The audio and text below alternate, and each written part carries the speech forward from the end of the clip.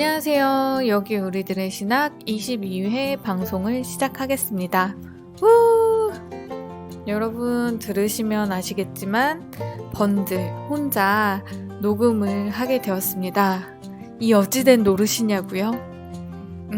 제가 제안을 했던 게 하나 있었어요. 저희 여우신 페이스북 페이지에 신나님이 꾸준히 글을 올리시는데 제가 이 글들을 여우신 티스토리 블로그에다가 옮기곤 하거든요.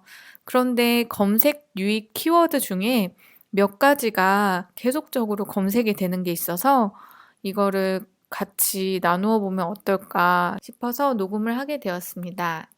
그 키워드 중 하나는 입다의 딸입니다. 입다의 딸에 대해서 신나님이 어떤 글을 썼었는지 한번 들려드려 볼게요.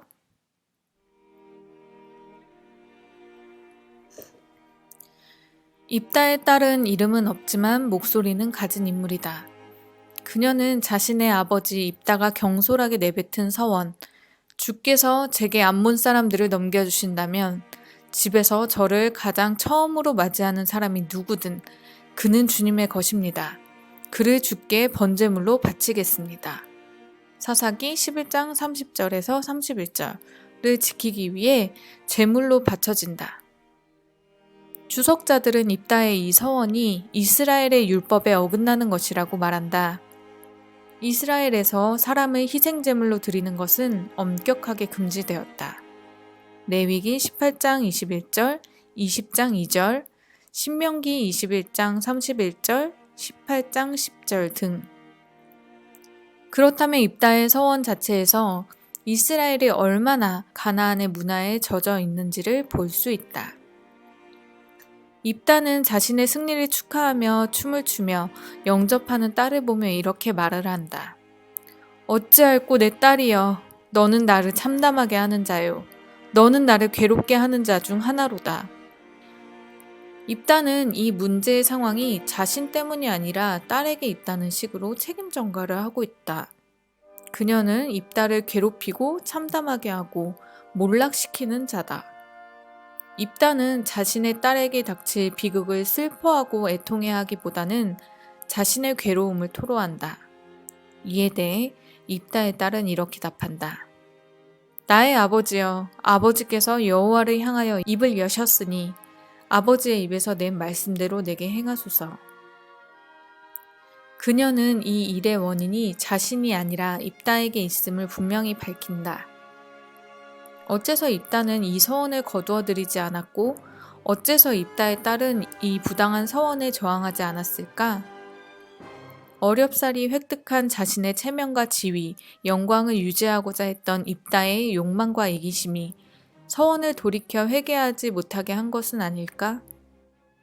어쩌면 입다의 딸은 그런 아버지의 욕망을 너무 잘 읽어냈던 것일지도. 그녀가 입다에게 더 이상 묻지도 않고 불평 한마디 내뱉지 않은 채 자신의 운명을 받아들이는 것은 놀랍다. 정말 그랬을까? 아니면 신명 기사가가 생각하는 어떤 유형의 딸이 만들어진 것일까? 제이 셜리 엑섬은 입다의 딸의 이름이 보존되지 않은 주된 이유가 그녀를 그녀 자신이 아니라 딸, 아무리 부당하더라도 북권에 도전하지 않고 무조건 순종하는 딸의 모범으로 기억되게 하기 위해서라고 말한다. 그녀는 아버지의 경솔한 행위에 대해 책임을 져야 하는 딸이다. 보통은 자식의 경솔한 행위에 대해 부모가 책임을 진다. 그녀는 아버지에게 자신에게 2달 동안 여자친구들과 자신의 억울한 죽음을 슬퍼할 시간을 달라고 한다. 이 요청에서 입다의 딸은 자신을 불살라 죽게 만든 아버지의 지배 영역으로부터 벗어나 그녀의 비극적 운명을 함께 애도하고 그녀의 죽음을 기억해줄 여성들과의 연대의 영역으로 옮겨간다. 이 이미지는 너무 강력해서 화자의 남성 중심주의적 관심이 이를 제어하지 못한다. 남성주의적 텍스트는 여성을 분리시킨다. 그러나 입다의 딸은 아버지로부터 남성들에게서 떨어져 있는 여성들과만의 2달을 보낸다. 그리고 여성들에 의해서만 추모된다. 입다의 딸의 행위와 여성들만의 추모 의식은 여성 분리를 여성 연대로 바꾸어 놓는다. 마지막 문단의 글은 제이 셜리 엑섬의 Feminist Criticism Whose Interests Are Being Served를 인용하였습니다. 그리고 이 글은 신라님의 사사기에 나타난 이름 있는 여인들과 이름 없는 여인들에 관한 소논문을 풀어 쓰신 것 같아요. 저도 이 본문을 처음 봤을 때 황당함이 기억이 납니다. 20대 때 너무 이상하다. 이 딸은 그렇게 죽는 게 안 억울했을까? 이렇게 생각했던 게 기억이 나요. 아마도 저처럼 이상하게 생각하셔서 이거를 검색하고 저희 이 신하님의 글을 보신 분들이 있을 거라고 생각해요. 여러분은 어떻게 생각하시나요? 이 본문에 대해서. 이게 죽음을 앞두고 2달 동안 그거를 애도한다 하여서 의연하게 죽을 수 있는 건 아니잖아요. 하나님께서 분명히 인신제사를 하지 말라고 하신 건데 입다는 어째서 자기가 무슨 하나님을 위한다는 양 인신제사를 서원하고 말이죠. 정말 이상하죠? 그래서 이제 이렇게 희생자가 생기는 건데 생각해보면은 이런 패턴 낯설지는 않아요. 하나님께서 그닥 원하지 않는데 나의 신앙을 증명하기 위한 어떤 다짐할 때가 참 많다 이 말이죠. 제가 그랬던 적도 있었던 것 같고 뭐 다시 한번 생각해 보게 되는 본문인 것 같습니다. 그 다음에 또 저희 블로그에서 많이 읽혀지는 본문이 있어요. 내 이웃을 내 몸과 같이 사랑하라의 핵심이라고 되어 있는데요. 이건 역시 신라님께서 적으신 글이에요. 한번 읽어볼게요. 내 이웃을 내 몸과 같이 사랑하라의 핵심은 내 이웃보다는 내 몸에 있다. 내 몸, 즉 나 자신을 사랑하는 경험이 있어야 나의 이웃을 그와 같이 사랑할 수 있기 때문이다. 나 자신을 있는 그대로 사랑하는 경험을 할 때, 그래서 내 이웃을 있는 그대로 받아들이고 어울리고 사랑할 때, 그때가 바로 은혜의 순간이다. 그 은혜로 우리는 그나마 괜찮은 존재로 살아간다. 은혜의 종교인 기독교는 이 신앙 공동체 안에서 우리 모두가 자신의 몸과 자기를 사랑할 수 있도록 도와야 한다. 우리가 있는 그대로의 우리를 긍정할 수 있도록, 이런 우리를 하나님이 극진히 사랑하신다는 것을 참으로 신뢰할 수 있도록, 그 사랑을 발판 삼아 진실한 이웃 사랑이 실천되고 그렇게 단단한 사랑의 힘이 세상을 움직이는 동력이 된다. 자신을 긍정하지 못하는 이웃 사랑은 허상이며 힘이 없다. 만약 우리가 신앙이라는 이름으로 누군가 이 중 어느 작은 자라도 자신의 몸과 자신의 정체성을 긍정하고 사랑하는 것을 방해한다면 그것은 하나님과 예수의 명령이자 성서의 핵심 사상인 내 이웃을 내 몸과 같이 사랑하라의 정면으로 도전하는 것이다. 라는 글인데요.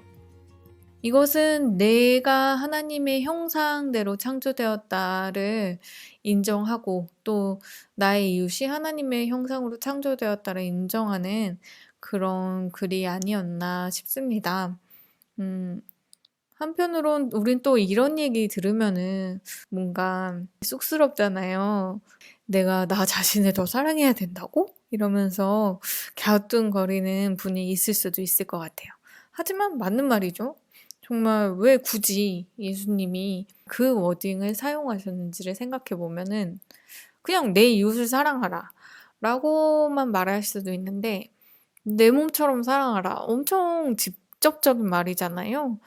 그냥 나는 나 자신을 돌보기 위해서 씻어야 되고 또 먹어야 되고 이런 되게 실제적인 필요들, 실제적인 돌봄들이 들어가야 하는 건데 내 이웃에 대해서 감상적으로 생각만 하고 감상적으로 그냥 아파만 하는 거? 그거에 그치지 말라는 말인가 싶기도 하고 저는 그렇습니다. 어쨌든 찾아보다가 이 두 글을 읽어드렸는데요. 우리 신나님이 공부하시다가 종종 올리시는 글들이 좋은 게 많아서 제가 종종 읽어드리려고요. 신나님이 사실 집에서 한번 본인 글을 본인이 읽는 거를 시도해 보시다가 쑥스러워서 올리지 못하시고 그나마 낯짝이 두꺼운 제가 이렇게 녹음을 해 보았습니다.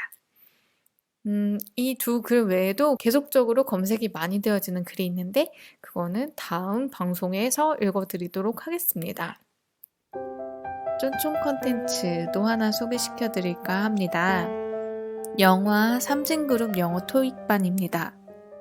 개인적으로 좋아하는 배우들이 와르르 나와서 봤는데요. 여성 서사를 다루는 영화라고 해서 어떤 원더우먼식의 히어로 서사가 아니라 여기에는 고졸 출신의 여성들이 자신들이 일하는 대기업의 어둠을 묵과하지 않고 적극적으로 추리하고 밝혀내고 각 캐릭터가 어떻게 그 나름의 성장을 하는지를 보여주는 내용입니다. 영화는 전반적으로 드라마틱한 장면들이 많고 이야기들이 엄청 자연스럽게 연결되진 않지만 그래도 유쾌하게 또 재밌게 시간 가는 줄 모르게 보긴 했어요. 해피엔딩을 좋아하는 분들은 아마 시원하고 개운한 기분으로 영화관을 나오실 수도 있을 것 같은데요. 근데 아무리 여성이 유능해도 치마 유니폼에 커피 타는 일을 벗어날 수 없는 장면들이 있었는데요. 거기에서는 또 분통이 터지긴 하더라고요. 주인공 중 한 명인 고화성 배우가 맡은 역할의 모델이 임종린 민주노총 화학섬유산업노조 파리바게트 지회 지회장이라는 글을 보았습니다. 사실 저는 어떤 분인지 잘 몰랐는데요. 나중에 찾아보니까 경향신문에 영화 개봉과 동시에 인터뷰가 실려 있더라고요. 근데 이게 또 영화는 영화고 실상은 실상이고 실상으로는 참 정리해고 등에 또 많은 아픔이 있으셨던 걸로 알고 있습니다.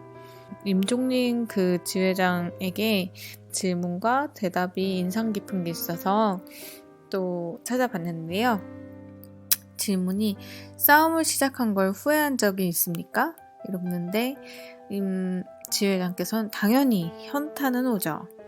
그래도 계속 싸울 수밖에 없잖아요. 라고 대답을 했다고 합니다. 그리고 질문이 어쩌다 영웅 수식어는 어떻게 보시나요? 였는데 어쩌다는 맞지만 영웅은 아니에요. 그냥 어쩌다 이러고 있네요 정도? 외향적인 성격도 아니어서 사람들 앞에 나서는 건 여전히 쑥스러워요. 이런 말씀을 하셨습니다. 그 인터뷰 또 말미에 보면은 파리바게뜨 제빵기사 노조의 상징성에 주목한다. 정송도 정의당 노동특별보좌관은 파리바게뜨 노조는 한국 노동 취약 계층이라고 불리는 여성, 청년, 비정규직, 하청 노동자 세 요소를 모두 포함한 동시에 이들 당사자가 주체가 됐다라고 말한다. 라는 내용이 있었는데 이 영화가 이 인터뷰에 나온 분을 모티브로 한 인물들을 그리고 있잖아요. 굉장히 떨릴 수도 있고 회의감이 들 수도 있고 무서울 수도 있는데 결코 그 눈에 보이는 악을 외면하지 않고 투쟁의 현장, 그 현장에서 눈을 뜨고 지켜본다는 것 대단하시다는 생각이 들었습니다. 흥미롭고 또 시간도 진짜 잘 가고 그래서 여러분이 보시면 좋을 것 같아서 추천을 드려봅니다. 네, 그러면은 오늘은 여기서 방송을 마칠까봐요. 여러분 코로나19로 답답하신 분들도 많으시고 애쓰고 수고하는 분들도 많으실 텐데 모쪼록 건강 조심하시고 남은 2020년의 시간들을 건강하게 보내시고 다시 또 만났으면 좋겠어요. 네, 여기까지 여기 우리들의 신학이었습니다. 고맙습니다.